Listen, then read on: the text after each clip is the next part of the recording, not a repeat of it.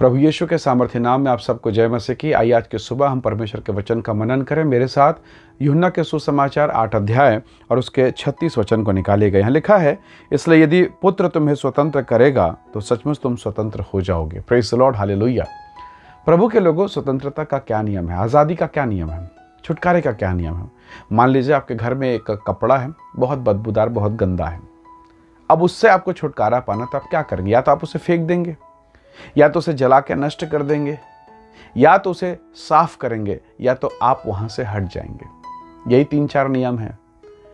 परमेश्वर के लोगों, जब हम मसीह हो जाते हैं तो कई बार हम जब परमेश्वर के वचन को पढ़ते हैं कि अपने दुश्मनों को माफ़ करो, अपने शत्रुओं को क्षमा करो, जब ये वचन पढ़ते हैं तो हमारे दिल के कोने में, मन के कोने में एक बात उठती है, मैं उसको माफ़ नहीं कर सकता, भली मैं उसको क्षमा कर रहा हूँ। कई बार ये चीज़ें हमारे जीवन में होता है और ये स्वाभाविक है। पर समस्या ये है कि हम अपने हृदय के कोने में वो बुरी भावना नहीं रख सकते। हाँ, उससे अलर्ट जरूर रहें कि हाँ, ये आदमी गड़बड़ है, इसके साथ बच के रहना है, पर हमें माफ़ तो पूरा करना पड़ेगा। अब आपको एक उदाहरण बाइबल से बताऊंगा। कई बार ऐसा होता है कि आपने माफ़ भी कर दिया, किसी ने आपको चोट पहुंचाया, किसी ने आपको हानि पहुंचाया, हो सकता है आप उससे लड़ नहीं सकते, वो बड़ा ताकतवर है, फिर भी आपने क्षमा कर दिया, या हो सकता है आपसे दुर्बल हो। अब एक उदाहरण मैं आपको बताऊं, यूसुफ के बारे में आप जानते हैं, उत्पत्ति के पुस्तक अगर 45 अध्याय से पढ़ते पढ़ते आए, 50 तक इधर पढ़ते आए, तो यूसुफ को उसी के सगे भाइयों ने उसका कपड़ा उतारा, उसके गड्ढे में डाल दिया, बोला मार डालते हैं। फिर एक भाई ने कहा नहीं, इसको इस्माइलियों के हाथ से बेच देते हैं, और इस्माइलियों के हाथ में बेच दिया गुलामी के लिए। फिर वो घर पे पहुंचाया गया, पोतीफर के घर में, और ऐसा करते करते जेल, और जेल से सीधा वो मिस्र देश के प्रधानमंत्री के पोजीशन पर है। प्रेज़ द लॉर्ड, प्रभु उसके साथ था। पर जरा ध्यान से सुनिए, उनके भाइयों ने जो उनके साथ किया, क्या किया था? उन्होंने अपने भाई को गड्ढे में डाला और इस्माइलियों के हाथ में बेच दिया, और पिताजी को जाके झूठ बोला कि तेरा बच्चा मर गया, और उसे कपड़े पर जानवर का लहू लगा के दिखा दिया। पिताजी रोता रहा। पर ये सारे भाई उस दोष से भरे पड़े हैं। किस दोष से? कि हमने अपने भाई का मर्डर किया, या हमने अपने भाई को नाश कर दिया, या हमने अपने भाई को बेच डाला, पता नहीं उसका क्या किया हो गया। ये दोष भावना उन्हें जीवन भर खाती रही। और अब वो मिस्र देश पहुंचे, जब अकाल हुआ अनाज के लिए, और जब यूसुफ को उन्होंने देखा, वो फूट फूट कर रोए। पर इसके साथ साथ उनका दिल घबरा गया और वो और डर गए। क्यों? वो दोष भावना तो थी, वो दोष भावना थी कि हमने अपने भाई के साथ बुरा किया है, और अब ये पोजीशन पे, पावर पे गड़बड़ करेगा, अब ये मारेगा, नहीं छोड़ेगा। अब तो हमारा अन्न जल सब कुछ उसी के हाथ में है। वो घबरा गए, बहुत डर गए। फिर भी परमेश्वर का जन है यूसुफ, उसने भलाई को प्रकट किया। उनके खाने पीने के सामग्री में, उनके बोरियों में परमेश्वर के अनुग्रह को उसने देखा। एक विशेषकर अगर आप 45 पद को पढ़ेंगे तो आपको पता चलेगा। अपने भाई यूसुफ के व्यवहार को देखकर भी उनका जीवन सही नहीं हो पाया। वो अपने अंतःकरण के मलिनता से, वो गंदगी से वो उभर ही नहीं पा रहे थे। यूसुफ के दिल में कोई गड़बड़ नहीं है, वो भूल गया। वो तो ये कह रहा है कि तुमने जो बुराई करी वो परमेश्वर की ओर से है, कि प्रभु ने उस बुराई के बदले भलाई कर दिया। देखो, तुमको पालने पोसने के लिए मुझको मिस्र देश का प्रधानमंत्री बना दिया। लेकिन भाई क्या सोच रहे? नहीं नहीं नहीं नहीं, अब ये मिस्र देश का प्रधानमंत्री है, अब तो नहीं बचेंगे इससे। जो किया है पक्का बदला लेगा। यूसुफ ने कोई बदला नहीं लिया। पर वो भाई आत्मग्लानि से भरे रहे, आत्मदोष से भरे रहे, और यही परमेश्वर का वचन हमें सिखाता है। मीका की किताब को अगर आप पढ़ेंगे 7:19 में, तो लिखा है, परमेश्वर ने हमारे पाप को समुद्र में फेंक दिया, पीठ के पीछे फेंक दिया। प्रभु का वचन कहता है, यदि पुत्र तुम्हें स्वतंत्र करे तो सचमुच तुम स्वतंत्र हो जाओगे। कितनी बार हम दूसरों को माफ़ करने की कोशिश करते हैं, मुंह से कह देते हैं कि हमने तुमको माफ़ कर दिया, पर दिल के कोने में छुपा हुआ है वो बात। और जो बात आज मैं आपसे कह रहा हूँ वो बहुत कठिन है, बहुत कठिन है उसको निकालना। पर पुत्र यदि करे तो सचमुच ये हो जाएगा। Praise the Lord, hallelujah.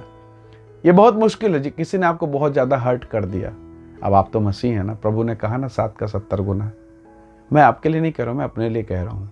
ये मेरे लिए भी बहुत कठिन महसूस होता है कि मैं कैसे माफ़ करूँ, मैं कैसे कर सकता हूँ जिसने मुझे इस प्रकार से कहा, जिसने मेरा अपमान किया। आप भी सोचते होंगे, पर परमेश्वर का नियम तो बराबर है, प्रभु का नियम बराबर है। अगर आपके घर का एक दरवाज़ा 4.5 फीट का है और आपकी हाइट 5 फीट 4 इंच है, यानी 5.5 फीट लगभग, तो 4.5 फीट के दरवाजे में अगर आपको घुसना ही है तो झुकना तो पड़ेगा। स्वर्ग जाना है तो झुकना तो पड़ेगा।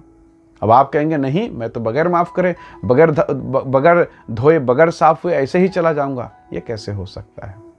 इसलिए परमेश्वर के लोगों, प्रभु ने कहा कि यदि तेरे मन में तेरे भाई के प्रति कुछ है और तू वेदी पर है, तो अपने भेंट की वस्तु वेदी के पास छोड़ और जाकर पहले अपने भाई से मुलाकात कर। प्रभु का नियम कठिन है, मैं जानता हूँ, हमें लगता है ये, क्योंकि हमारा स्वभाव ऐसा है ही नहीं ना, इसलिए प्रभु का नियम कठिन लगता है। पर जब हम कठिनाई में होते हैं तो प्रभु का वचन कहता है, तभी तो प्रभु अपनी सामर्थ को सिद्ध करता है। हमारी दुर्बलता में जब हम निर्बल हो जाते हैं, आज्ञा पालन करने में भी जब हम निर्बल हो जाते हैं, तो परमेश्वर की सामर्थ हम पर छाया करती है, हम पर अनुग्रह करता है।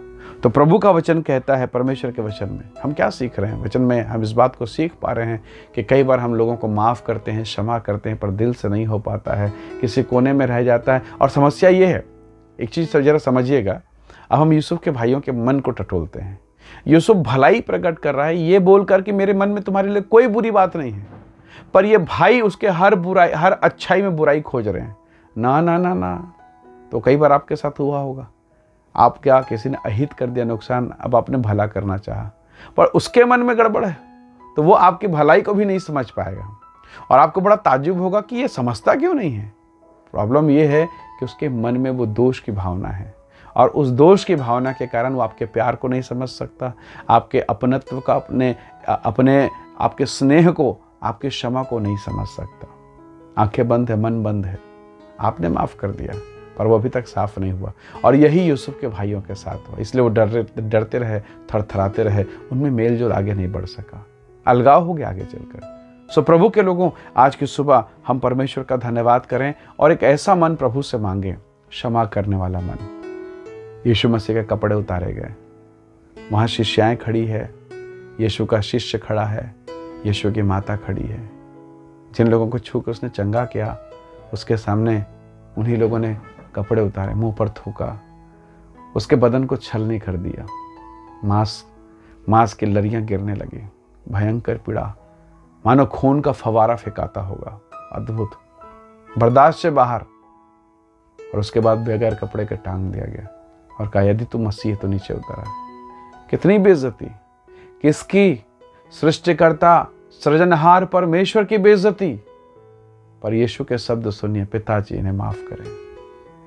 मैं मानता हूं बहुत कठिन है, पर वहां तक, उस सिद्धता तक, उस लेवल तक पहुंचने के लिए केवल प्रभु ही सामर्थ्य दे सकता है। मैं मानता हूं आज हमारे पास वो सामर्थ्य नहीं है, पर प्रभु ही हमें देता है।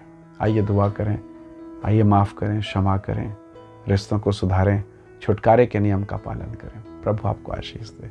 सर्वशक्तिमान प्रभु, हम एक ऐसा मन दे प्रभु जैसा तेरा मन है पिता। हम क्षमा करें, क्षमा मांगें, आगे बढ़ें और तेरी उपस्थिति में चलने पाएं प्रभु जी। कितनी बार हमारा घर, हमारा परिवार, हमारा ऑफिस, जहाँ कहीं हम रहते हैं, हमारे आसपास के लोग, संबंध खराब हो जाता है प्रभु जी। कई बार हम आपके साथ अपने संबंधों को खराब किए बैठते हैं, माफ़ी नहीं मांग पाते हैं, इधर उधर भाग जाते हैं। आज की सुबह हम पर दया कर, अनुग्रह कर प्रभु, हम सबको आशीषित करें। प्रभु यीशु के नाम से मांगते हैं, आमीन आमीन। प्रभु आप सबको बहुत ऐसे आशीष दे। बहुत धन्यवाद। जय मसीह की। Praise the Lord.